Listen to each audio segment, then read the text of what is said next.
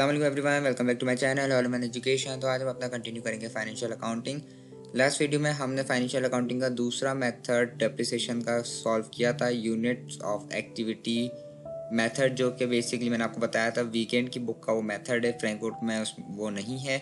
आज हम डेप्रिसिएशन के टॉपिक का आखिरी मेथड सॉल्व करने वाले हैं, जिसका नाम है declining balance according to the book of weekend and reducing balance according to the book of Frankfurt में इसको रिड्यूसिंग बैलेंस बोलते हैं, वीकेंड में इसको डिक्लाइनिंग बैलेंस बोलते हैं, लेकिन दोनों में इसकी वर्किंग सेम ही है। सो आई गेस दोनों सेम मेथड है, इसलिए दोनों को साथ ही रहते हुए हम जो है इसको कवर करेंगे, ताकि आपका फ्रैंकफर्ट भी कवर हो जाए और आपका वीकेंड भी कवर हो जाए, ताकि जब हम फ्रैंकफर्ट के सवाल सॉल्व करना शुरू करेंगे तो आपको वो मेथड पता हो। सो ये हमारा आखिरी मेथड है डेप्रिसिएशन का, जिसमें हम सबसे पहले जो है डेटा वीकेंड के बुक के हिसाब से रख के सॉल्व करेंगे, जिसका स्ट्रक्चर ऑलरेडी रेडी है, जो कि हमने पीछे स्ट्रेट लाइन मेथड और यूनिट ऑफ एक्टिविटी मेथड में भी सॉल्व किया है। अगर आपने वीडियोस नहीं देखी है और अगर आपको देखनी है तो ऊपर आई के बटन से आप जाके देख सकते हैं।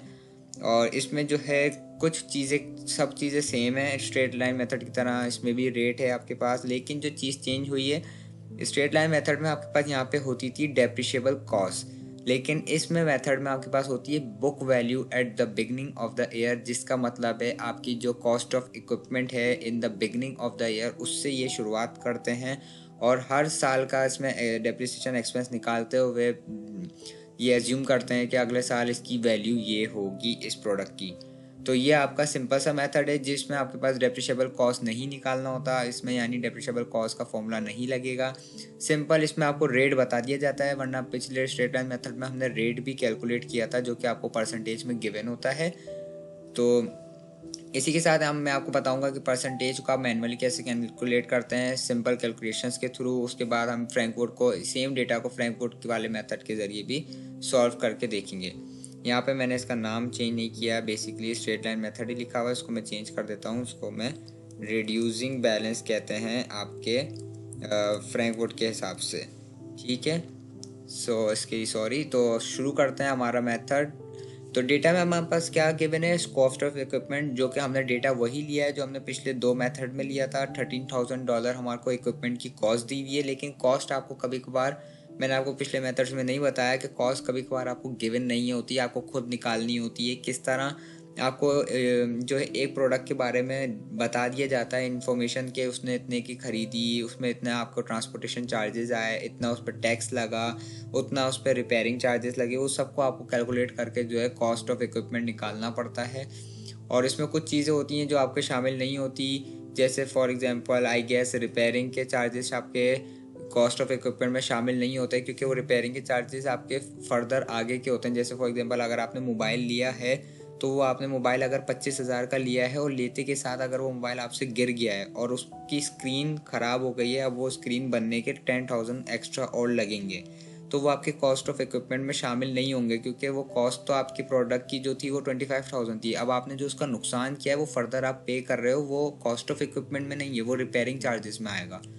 तो ये सब चीज़ें हम देखेंगे, वो हम आगे जब डिस्पोजल ऑफ वाला टॉपिक करेंगे एसेट का, उसमें हम ये सब चीज़ें कवर करेंगे कि एक एसेट की आप कैलकुलेशंस किस तरह करते हैं, उसकी इक्विपमेंट की, यानी कि प्राइस की कैलकुलेशन किस तरह करते हैं किसी भी इक्विपमेंट की। फ़िलहाल अभी हम जो है डिक्लाइनिंग बैलेंस की तरफ आते हैं, और कॉस्ट ऑफ इक्विपमेंट दी हुई है। एक्सपेक्टेड सैलवेज वैल्यू जो एंड में हमारी होनी चाहिए वो $1,000 होनी चाहिए, और एस्टिमेटेड यूजफुल लाइफ इसमें भी 5 ईयर्स दी हुआ है, जो हमने 5 ईयर्स का डेटा यहाँ पे बनाया है।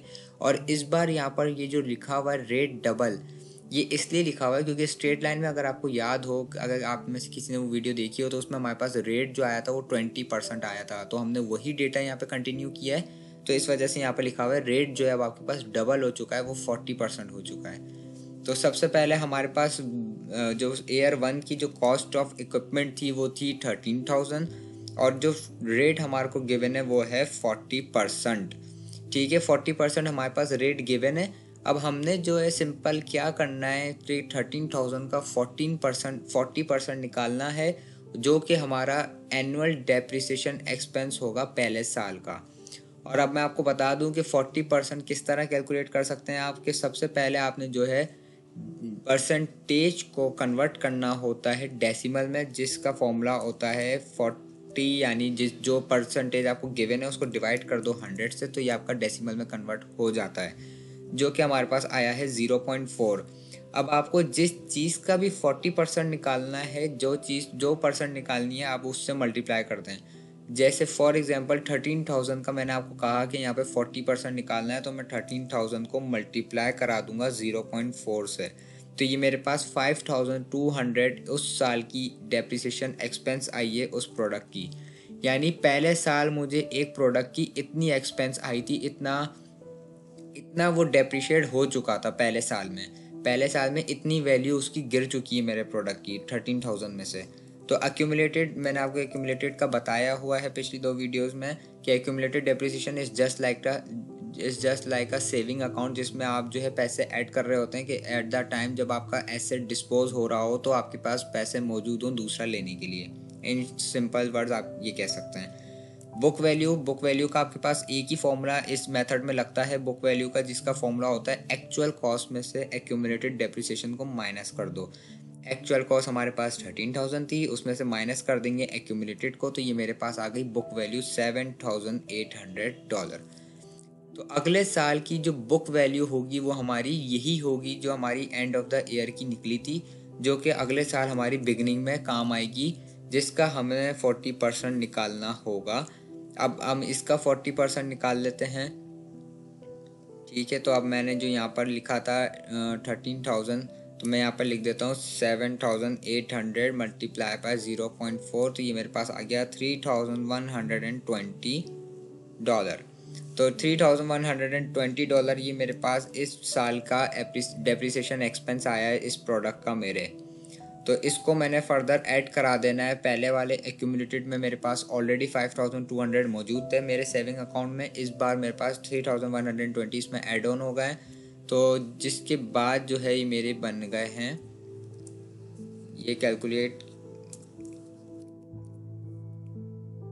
ऐड प्लस, ये बेसिकली ये हुआ है टैक्स पे, तो इस वजह से कैलकुलेट नहीं कर रहा है, इसको मैंने जनरल पे कर दिया है। तो ये आप फॉर्मूला लगा के कैलकुलेट हो जाएगा $8,320। तो $8,320 ये मेरे पास हो गया, जिसकी बुक वैल्यू अगर हम जो है निकालें 13,000 में से सब्ट्रैक्ट कर दें इसको, तो ये मेरे पास आ जाएगा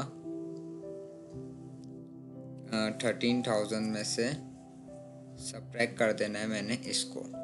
ठीक है, तो ये मेरे पास आ गया $4,680। अभी सब पहले टैक्स में कन्वर्ट हो गए, तो मैंने इनको जो है जनरल पे कर देना है, क्योंकि ये फॉर्मूलाज लगने में फिर हमारे पे इशू करेंगे। तो $4,680 ये मेरे एंड ऑफ द ईयर की आई है। तो अब मेरे पास ये बिगनिंग ऑफ द ईयर 3 की बनेगी, जो कि 4,680, जिसका मुझे निकालना होगा 40%। तो अब मैं 4,680 का 40% निकाल लेता हूँ। 4,680 का 40% मेरे पास आ गया 1872। तो इस साल मेरा प्रोडक्ट थोड़ा कम डेप्रिशिएट हुआ है 1872 बनिस्बत पिछले सालों के, जो कि पहले साल में सबसे ज़्यादा वो डेप्रिशिएट हुआ था 5,200। तो इस बार थोड़ा कम हुआ है ये। तो जिसकी टोटल वैल्यू जो है मेरे एक्यूमुलेटेड डेप्रिसिएशन में वो हो चुकी है 10,192। जो 13,000 में से मैं इसको सब्ट्रैक्ट कर दूंगा तो ये हो जाएगी 2808। जो डिक्लाइनिंग बैलेंस रिड्यूसिंग बैलेंस में आपके पास सबसे ज़्यादा चांसेस होते हैं डेसिमल में आंसर आने की, जो कि अभी तक हमारे पास नहीं आया। तो उसमें हम क्या करते हैं वो मैं आपको बताऊंगा। तो ये मेरे इस साल की जो है 2808 बनेगा, जिसका मैं 40% निकालना है। तो मैं 40% इसका कैलकुलेट कर लेता हूँ। 2808 इसका 20, ये देखें डेसिमल में मेरे पास आंसर आ गया है 1123.2। तो अब आपने यहाँ पर क्या करना है कि आपने इसको कर देना है राउंड ऑफ। अगर 5 से नीचे है तो आपने इसको क्या कर देना है, लोअर पे राउंड ऑफ कर देना है, और अगर 5 या 5 से ऊपर है तो आपको मैक्सिमम पे राउंड ऑफ करना है। जैसे 1123.2 है तो मैं इसको 1123 कर दूंगा, सिंपल 0.2 को हटा दूंगा क्योंकि वो लेस देन 5 है। तो मैं यहाँ पे लिखूंगा 1123 जस्ट। ठीक है, ताकि मेरे पास फर्दर आगे इश्यूज ना हो, क्योंकि डेसिमल में आपको प्रॉब्लम हो सकती हैं। तो अब मैंने जो है इसमें ऐड करा देना है फर्दर ऊपर वाले में। तो ये मेरे पास हो गया $11,315। तो अब मैंने इसको जो है सब्ट्रैक्ट करा देना है मेरी टोटल कॉस्ट से, यानी एक्चुअल कॉस्ट में से। तो ये हो गई मेरे पास $1,685। ठीक है, तो अब मैंने जो है अगले साल की मेरे बनेगी बिगिनिंग ऑफ द ईयर की बुक वैल्यू यानी 1685, जिसका मैंने निकालना है 40%।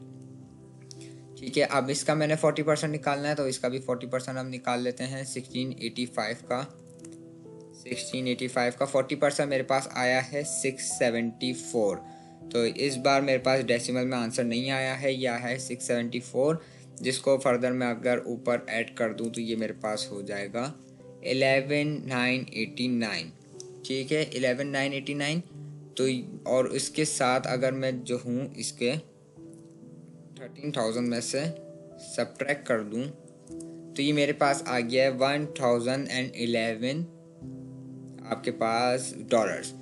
तो अब आप गौर करने वाली बात ये है कि हमारे पास जो एक्सपेक्टेड वैल्यू थी, सैल्वेज वैल्यू होती है $1000, और हमारे पास जो बुक वैल्यू आई है वो आई है $1011, यानी एक्सपेक्टेड वैल्यू के आसपास ही है। अब अगर आप इसको देख के कंफ्यूज मत हो जाइएगा कि मेरे पास 1000 क्यों नहीं आई, ये तो 11 ज़्यादा क्यों आ रही है, हालांकि हमारे को गिवन थी डेटा में कि 1000 आनी चाहिए। तो डिक्लाइनिंग मेथड यानी रिड्यूसिंग बैलेंस में या डिक्लाइनिंग मेथड में आपके पास बहुत कम चांसेस होते हैं या नहीं भी होता है कि आपके पास जो है सेम वैल्यू आएगी। स्ट्रेट लाइन मेथड ऐसा है कि उसमें सेम आती है, और इससे पहले हमने यूनिट ऑफ एक्टिविटी किया उसमें भी आ गई थी, लेकिन इसमें आपके पास मैंने बोला था कि डेसिमल्स की वजह से भी कुछ इशू होता है और वैसे भी आपकी कभी कभार इक्वल नहीं आती, लेकिन आसपास जो आती है उसको मैं आपने करके छोड़ देना है कि बस ये हमारी वैल्यू आई है जो कि 1011। तो इसका मतलब ये नहीं कि आपका सवाल गलत है। ठीक है, उसके बाद जो है अब हम चलते हैं हमारे दूसरे तरीके की तरफ, यानी फ्रैंकफर्ट के मेथड से अगर हम इसी सेम क्वेश्चन को सॉल्व करें, जिसमें आपको सबसे पहले कॉस्ट ऑफ इक्विपमेंट बताना पड़ता है जो कि 13,000 था, और हर एयर वाइज आपको लिखना होता है एयर 1 डेप्रिसिएशन 40% ऑफ दिस। तो 40% ऑफ आपको बताना पड़ता है कि आप ये किसका 40% निकाल रहे हैं। तो फिलहाल 13,000 का निकाल रहे हैं, जो कि मेरे पास क्या आया था मैं ऊपर से ही चेक कर लेता हूँ, 5,200 आया था, जो कि मैंने सब्ट्रैक्ट करना होगा 5,200। ठीक है, तो मैं अगर इस पे से सब्ट्रैक्ट कर दूं 5,200 तो मेरे पास वैल्यू आई थी 7,800। तो मैं यहाँ पर रिप्लेस करूँगा, इसको मैंने डमी डेटा डाल दिया था। Year two depreciation 40% of 7,800। तो 7,800 का अगर हम आप यहाँ पे 40% निकालेंगे तो वो आया था 3,120 मेरे पास ये आया था।